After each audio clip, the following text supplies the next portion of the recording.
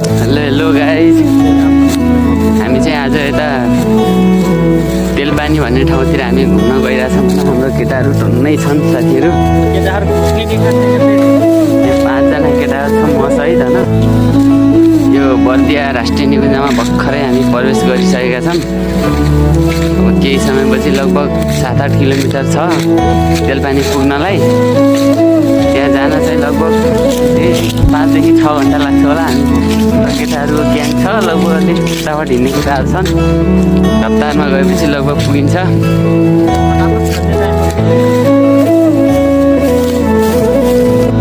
Guys, हामीसँग चाहिँ अब पैसाको बजेट अलिक कम भएका कारण हामी चाहिँ पैसा यस्तै गरेर हिँडिरहेछौँ होइन।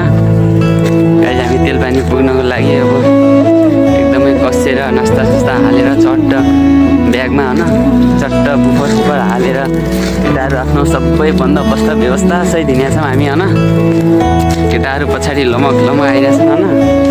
गाइज, बाटो चाहिँ एकदमै यहाँ मान्छे अलि कम हिँड्ने भएका कारण आजभोलि एकदमै घाडी रहेछ, एकदम जङ्गल छ होइन। तै पनि हामी सङ्घर्ष गर्दै हिँडिरहेछौँ।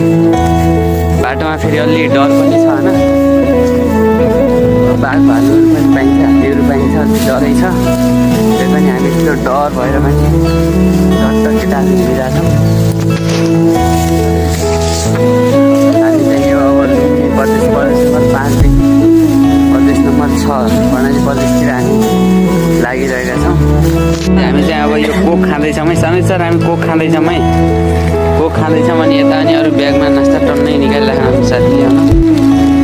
साथीले बिस्कुटहरू, मैले चाहिँ बिस्कुट समातेको खाने पनि बच्चाले खाने बिस्कुट। यो पार्लेजी बिस्कुट पनि राम्रो छ, एकदमै हेल्दी छ है। अनि रक्तजन समीर, के छ हालखबर? ठिक छ नि? खुट्टा दुखे छ कि नै? दुखे छैन? ल दिस सर, के छ हालखबर? तेलपानी पुग्यो होइन। तेलपानीको देउराली डाँडा भन्ने ठाउँमा आयौँ होइन हामी। ल यो देउरालीमा आयौँ होइन। केटाहरू ऱ्यापस्याप हान। आसाराम, के छ हालखबर? पछाडि कस्तो लागिरहेछ?